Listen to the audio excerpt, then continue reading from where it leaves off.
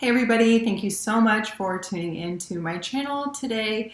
Today we have a very important video all about how to eat balanced so that you do not have to worry about your appetite, so that your hormones can be in balance, and so that you can lose weight.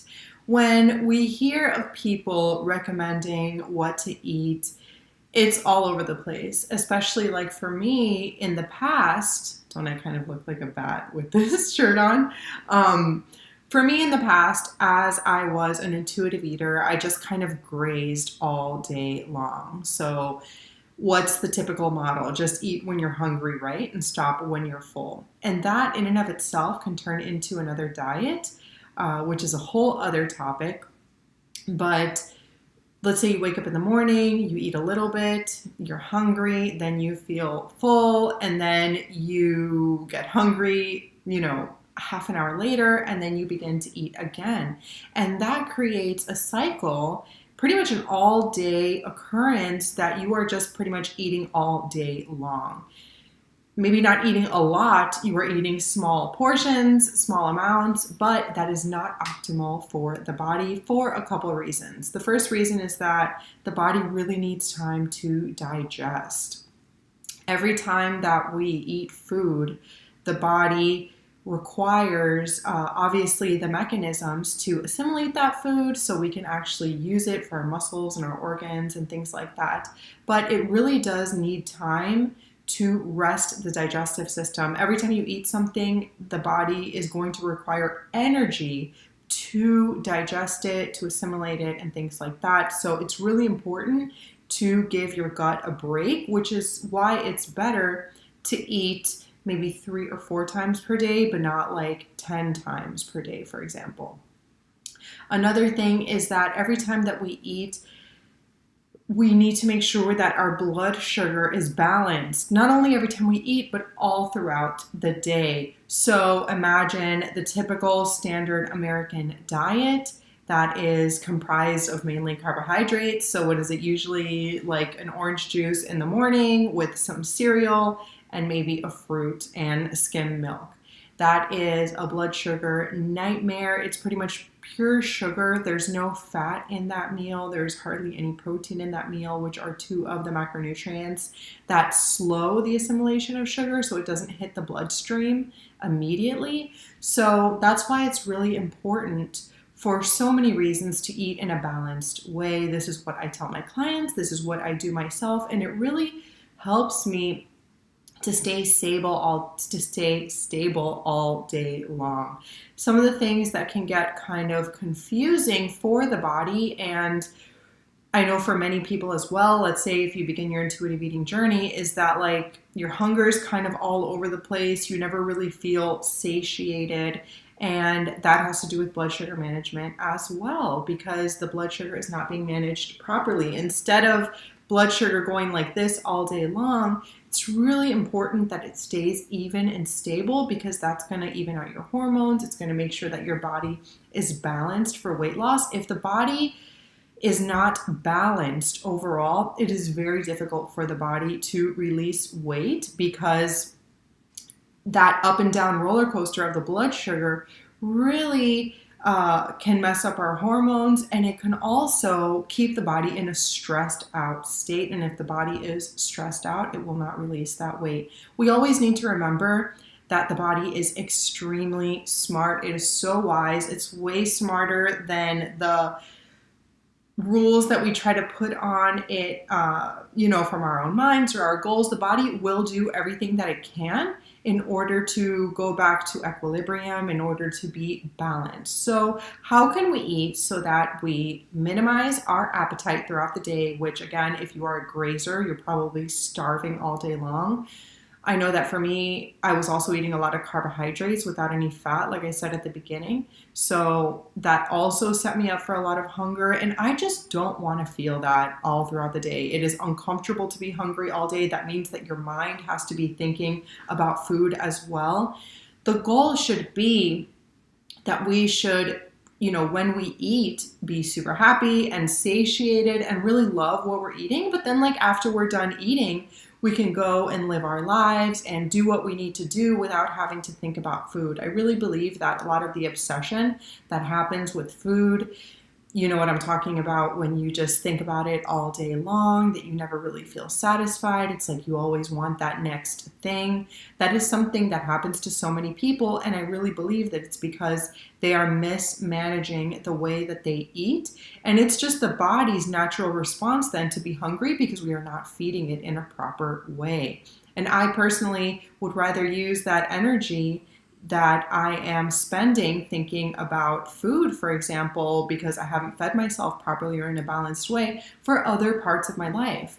And that was a big game changer for me, because I was able to realize that I could actually do something in the way that I kind of organized my meals so that I could free up that energy, free up that space, really manage my appetite and not have to worry about it all day long, be fed and satiated, and just feel great throughout the day with really even blood sugar, which again is going to provide easier weight loss and just a happier life overall. And also for the digestion in our gut, the fact that we can go a long time between meals, ideally 4 to 6 hours, is a great starting point. The body, the ability to rest, to not, to actually digest and assimilate that food. And in the meantime, throughout our meals, we can actually burn fat if that is what we are wanting.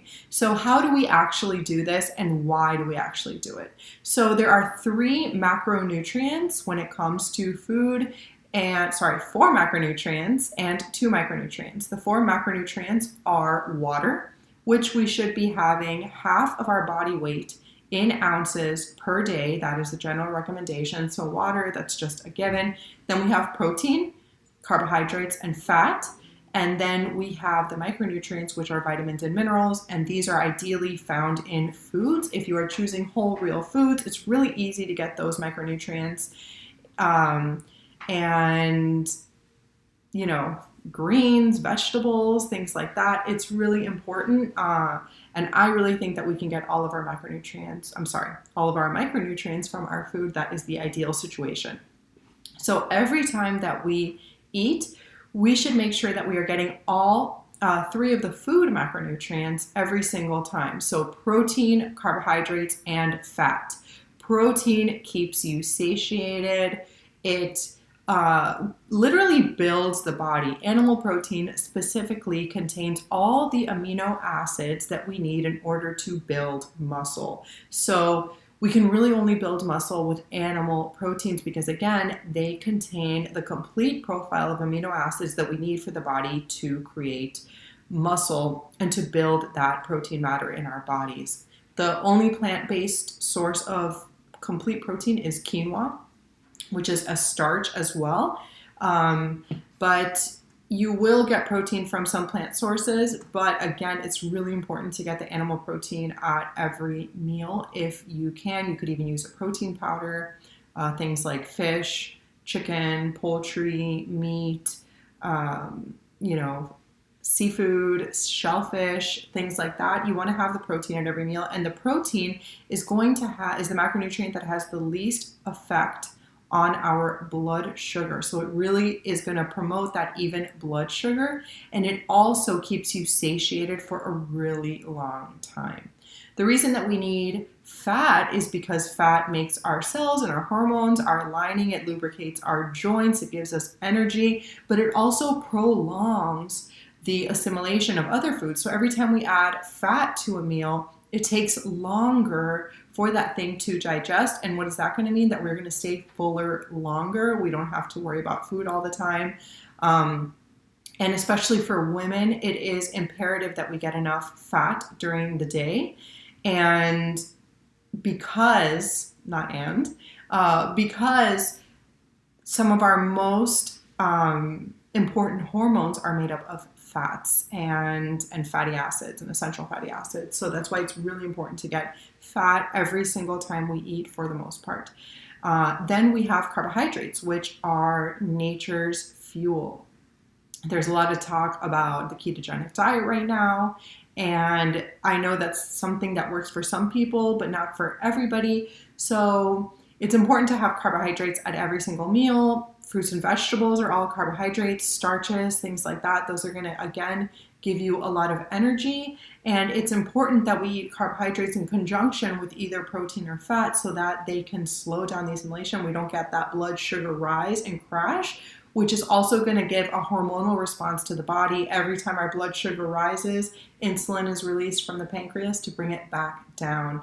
And that can cause another mess in and of itself. So what does this actually mean practically? Every time you eat a meal, make sure you have protein, carbohydrate, and fat. The portions are going to vary from person to person, but start with a palm-sized amount of protein, maybe a half a cup of starchy carbs, unlimited non-starchy vegetables, which are the green vegetables, and the colored vegetables like peppers or red cabbage. Starches would be things like potatoes and plantains or rice, and then maybe 1 or 2 tablespoons of fat at every meal. And every time you have a snack, try to go for 2 of the macronutrients. So try to get protein and fat, or carb and protein, or protein and carb, or fat and carbohydrate. So if we do that, the body gets a chance to rest in between meals. We manage our appetite. We stay fuller longer. We have more energy to spend on other parts of our lives, and we have weight loss. I will be providing a cheat sheet that you guys can refer to for this video. You can see it below to download it, and make sure you subscribe to my channel if you like this video. Thank you so much for watching.